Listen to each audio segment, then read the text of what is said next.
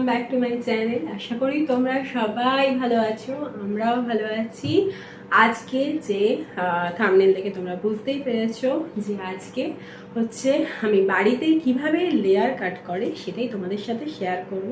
দেখো আমার চুলটা অনেকটা বড় হয়ে গেছে, তো লেয়ার কাটিংটা বড় চুলের মধ্যে ভালোই লাগবে। তবে পুজো সামনেই চলে আসছে, তো কোনো রকম পার্লারে না গিয়ে বাড়িতে কিভাবে সহজেই তোমরা লেয়ার কাট করে নিতে পারো সেটাই তোমাদের সাথে আজকে শেয়ার করব। তো চলো স্টার্ট করি। আর দেখো আমার চুলটা অনেকটা বড়, তো আমি যতটা লেন্থ করতে চাই সেই অনুযায়ী করব, আর তোমরা সেটা ছোট বড় বেশি বা কম তোমরা করে নিতে পারো। তো চলো ফার্স্টে দেখাবো কিভাবে চুলটাকে বেঁধে নেবে। আগে বেঁধে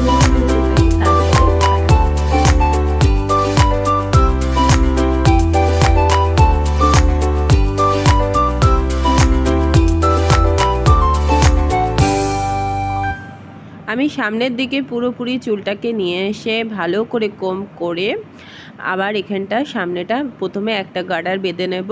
তারপরে এরকম পুরো চুলটার মধ্যে 2-3টে গার্ডার আমি ভালো করে আটকে নেব, কারণ আমার চুলটা বড় তাই জন্য। আর আমি এই এতটা মতো কাটবো, তো সেই জন্য সেই মতো গার্ডার বেঁধে তারপরে নিচের মেজারমেন্টটা করে আমি 3টে স্টেপে কাটবো। প্রথমে আমি এটা গার্ডার বেঁধে একটা স্টেপ কেটে নেব, তারপরে খুলে আরেকটা স্টেপ তোমাদের দেখাবো, তারপরে লাস্ট স্টেপ।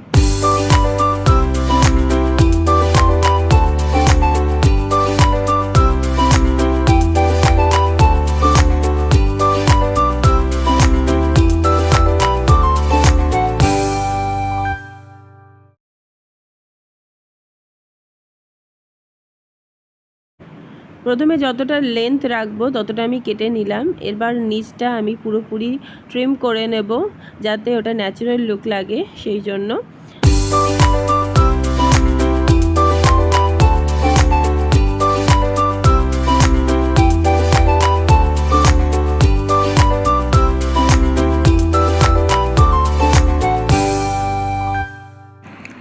এবার পুরো চুলটা খুলে এবার সামনের পোর্শনটা আবার আমি বেঁধে নেব। পেছনের কিছুটা চুল আমি রেখে দেব ছেড়ে, আর বাকি চুলটা আবার আগের মতো করেই গার্ডার বেঁধে নেব, যেটা হলো সেকেন্ড স্টেপ।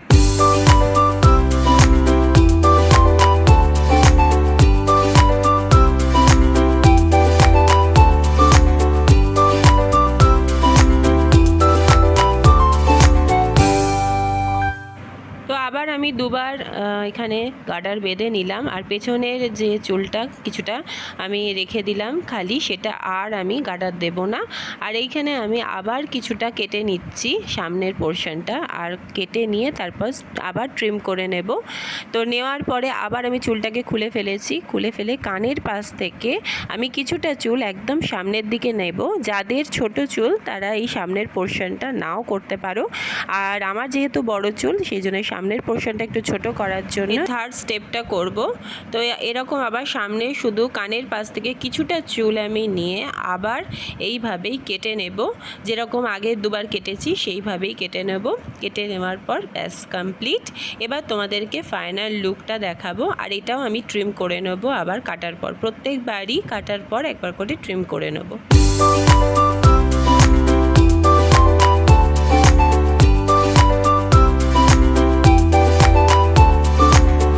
আর এই হচ্ছে আমার ফাইনাল লুক। দেখো এই একটা স্টেপ, তার নিচে আরেকটা স্টেপ, আর তারপরে লাস্ট যে লেন্থটা আমি রেখেছিলাম সেটাই আছে। তো এইভাবে তোমরা পুজোর সময় নিজেরাই বাড়িতে লেয়ার কাট করে নিতে পারো, কোনো পার্লারে যাওয়ার প্রয়োজন হবে না।